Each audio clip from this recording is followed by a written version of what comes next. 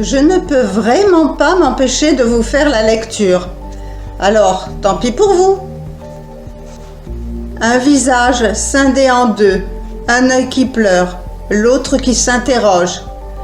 Un cercueil d'où s'échappe l'âme d'un angelot. Les marches d'un escalier pour descendre encore plus bas. Tel était le parcours d'un esprit tourmenté de doutes, de désillusions, de déceptions, de regrets, de remords. Mon regard ne pouvait pas se détacher des yeux gravés dans le papier. J'y cherchais une réponse, mais n'y trouvais qu'un semblant de questionnement. Elle avait choisi la voie qu'elle voulait emprunter depuis bien longtemps déjà, et quelles qu'en soient les conséquences, elle ne reviendrait pas en arrière. Je ne pouvais pas ne pas ressentir de la colère, j'étais incapable de compassion. Pourquoi étais-je aussi insensible? Qui j'étais, moi, pour me permettre un tel jugement? J'avais été mère, j'avais perdu mon enfant. Faustine venait de réveiller en moi l'ultime souffrance, celle qui ne s'estompe jamais, celle que le temps ne parvient qu'à masquer, celle qui détruit inlassablement de l'intérieur, celle qui me rongeait depuis le départ de Grégoire. Pauvre pomme, le paradis n'existe pas sur terre, rien n'est facile. Le plaisir se mesure à dose homéopathique. Un simple sourire peut égayer une journée, mais encore faut-il le vouloir. Croyait-elle son ambition plus judicieuse que celle du commun des mortels? Je l'ignorais.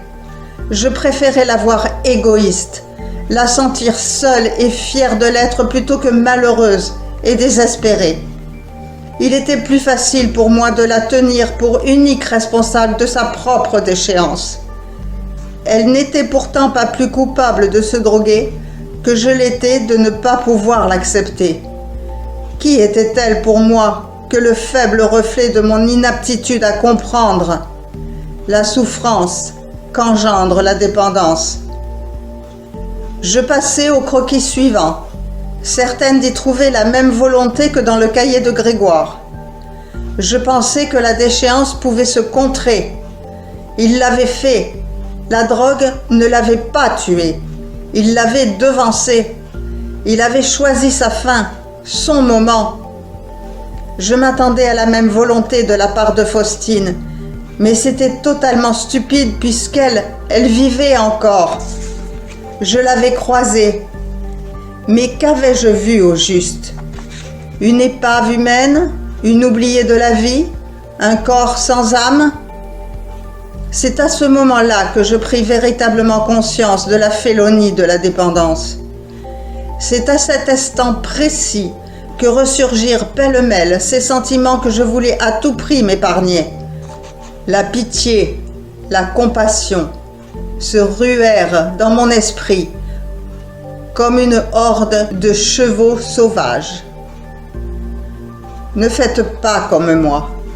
Ne jugez pas ce qui vous dérange. Essayez de comprendre. Essayez d'accepter. Ne dit-on pas « chacun voit midi à sa porte » ? On est tous différents. À plus tard!